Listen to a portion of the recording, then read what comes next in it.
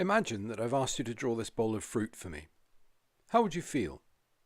Oh, and you've got 1 hour. Let's say that 20 minutes in you're struggling a bit. There's nothing profoundly wrong, but your shapes are just a bit mixed up and you can see it. Also, because your drawing looks a bit lumpy, you've rushed your colour mixing and now you're stuck because what you wanted to draw and what you've come up with are not the same thing. Passable to other people perhaps, but horrible to you.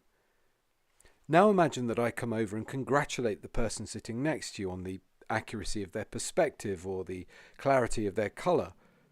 Wouldn't you feel a bit disappointed? Would you feel a bit like giving up perhaps? Oh, and there's only 15 minutes left. Let's also assume that I've done everything that a good art teacher ought to do. But so often people's battles with insecurity are more or less invisible. Can I really trust myself to support everyone in the class properly? Although the student almost never knows this, we are both battling against the complexity of the task, we're battling against confidence issues, and we're both battling against time.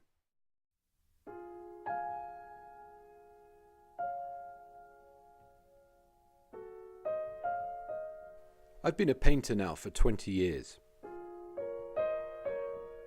I know from experience that looking at the world and then remaking it in paint or drawing it leads to a deep and unique understanding. Instead of the domain of artists, think of observational drawing and painting as a language. Perhaps even the best language for describing and understanding the physical world.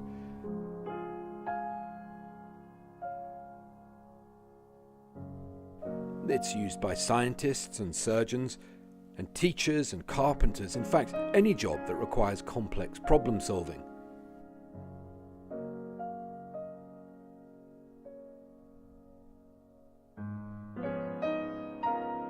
With this in mind, it's such a shame that so many adults who were once wildly creative children gave up on learning this language at school because of time constraints. There are many, many wonderful teachers everywhere, but so often learning takes time, and time is the one thing that schools have so little of. In 2014, I began to research Tim Jennison's Comparator mirror as a teaching aid in collaboration with the West Buckland School in North Devon, England. I wanted to see if the children could use the device as simply as Tim did in Tim's Vermeer, and guess what? They could. Now, I wasn't going to jump the gun here. This wasn't about producing masterpieces, and it certainly wasn't about teaching children to dumbly copy photographs. I wanted to see if the comparator mirror could be used to open up observational drawing and painting. Because if you find a way to speed up the learning experience by making the skill much, much more accessible, you've basically discovered the Holy Grail.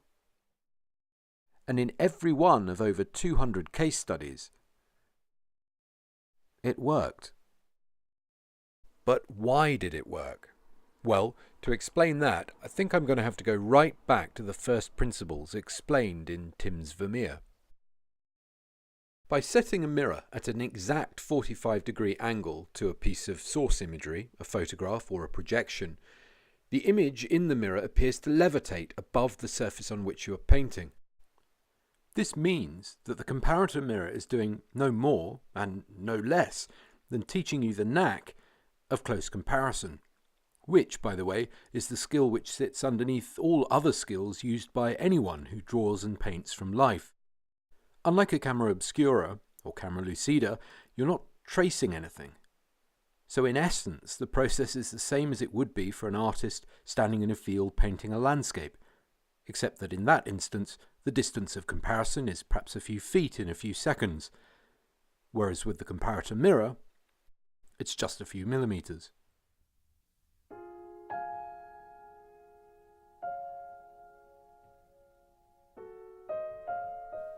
After all these centuries, it turns out that simply shortening the distance between looking at the thing you want to paint and painting it makes the process of painting so gettable that even students with low confidence in my tests ended up shooing the teachers away and teaching themselves in the time that the curriculum allowed.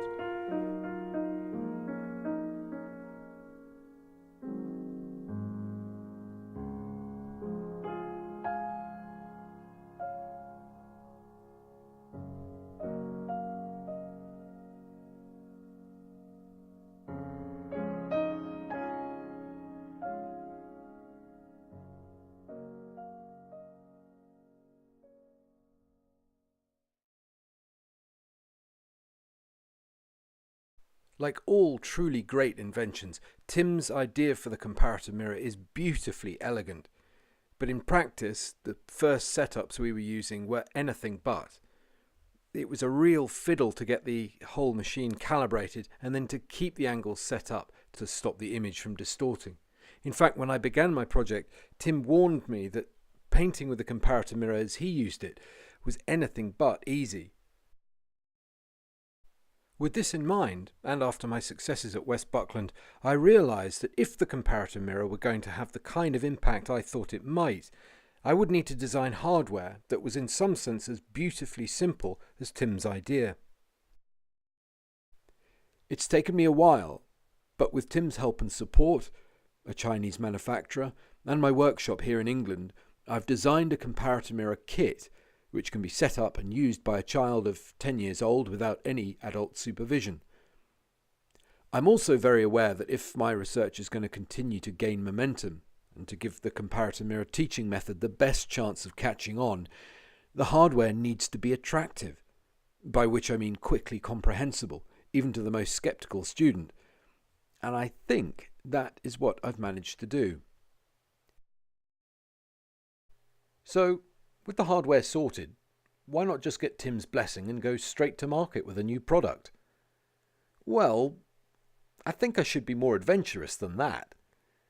And yes, remarkable results at West Buckland might be enough to back up a new product.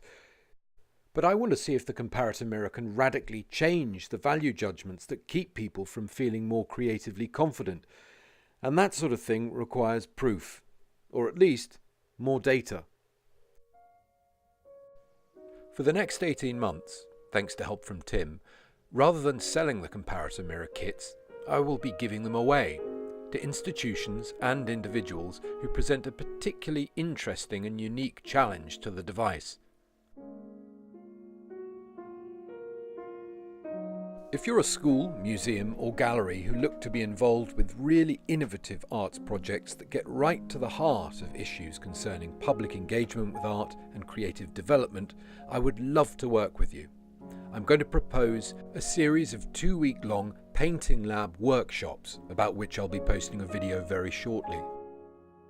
I want to cast the net as widely as possible, so if you're an individual watching this video, I'm particularly interested in working with you if you feel that disappointment in the school art class has kept you from being more creative later down the line. To be specific, and to offer some encouragement, the lower your confidence is with drawing and painting, the more I would like to hear from you. It is important to remember that this is still a research project. It's being done in the spirit of let's see what happens, and as such, the inevitable failures we encounter are just as important as the successes.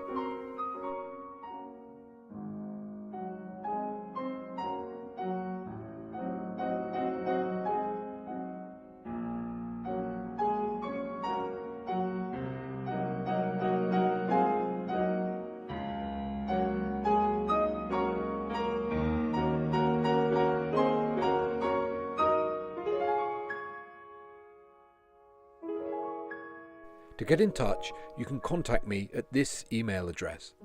For a little more concrete background information, the links below will take you to the paper that I wrote, outlining the first 2 years of research at West Buckland School and all of the discoveries that were made there. You can also now find the audiobook version of this paper in 2 parts in the links below. To give you an idea of timescales, things are already well underway, and I aim to complete this stage of research by June of 2019. I've already had some great responses to this project, and I really look forward to hearing from anyone who feels interested enough to write to me.